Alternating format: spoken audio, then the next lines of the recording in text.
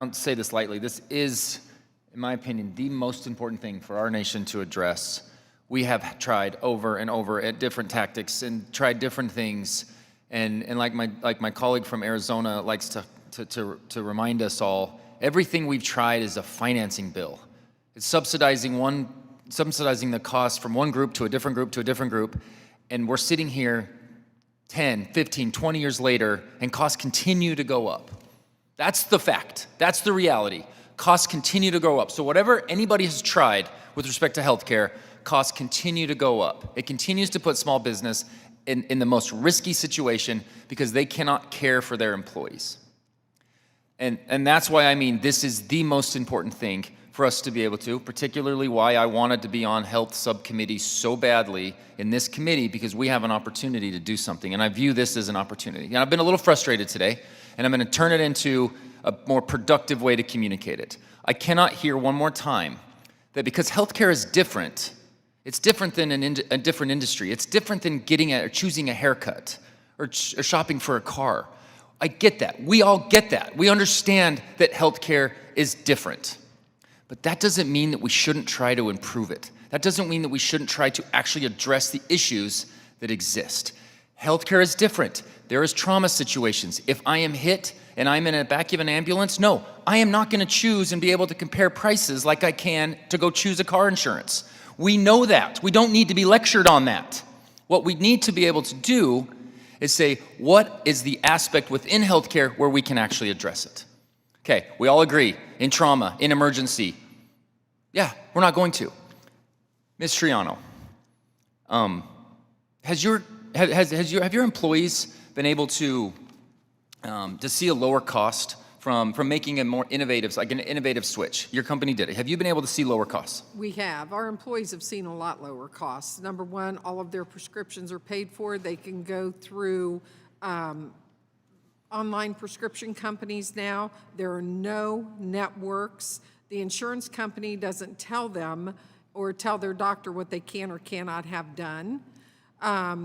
So they have seen lower costs.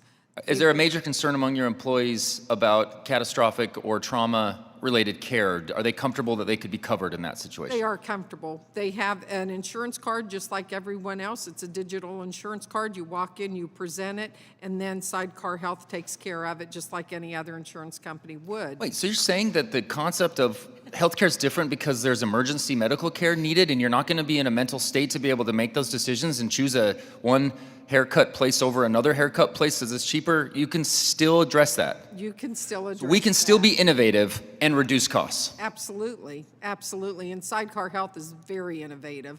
We've been very happy with what we've been able to do with them and the fact that our employees, doctors, are now taking care of their health care rather than the insurance company telling the doctors what they have to do for that employee's health care.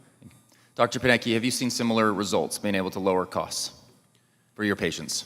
Absolutely. Yeah, I had the opportunity to speak at a state, Indiana state entity, the Employers Forum of Indiana, and we had just recently entered into a contract with a company very similar to the company and representative here today. It's a company that produces alloys for space shuttle parts, among other things. It's a small company, about 100 to 120 employees, I believe, over 2 sites.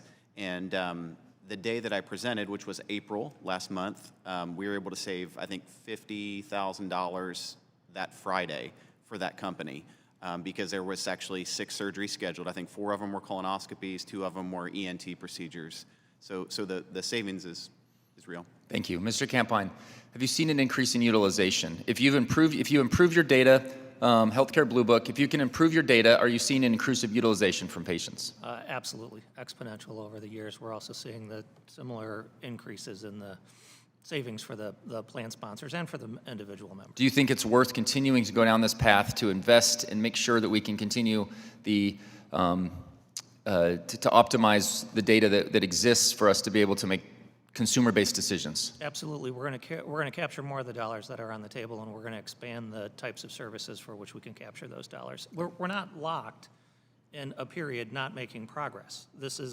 We've made tremendous progress over a decade, and with the new data that's coming in and some of the new capabilities from the rules, we'll be able to open this up to more services. And Dr. Gilfin, we have an opportunity, something you brought up earlier, and I agree with you. Lower income individuals may not be, if we're worried about them being able to make these types of decisions or have access to the information, these innovative solutions can make it so lower income people can be empowered. So I have to end. Thank you much. I yield back.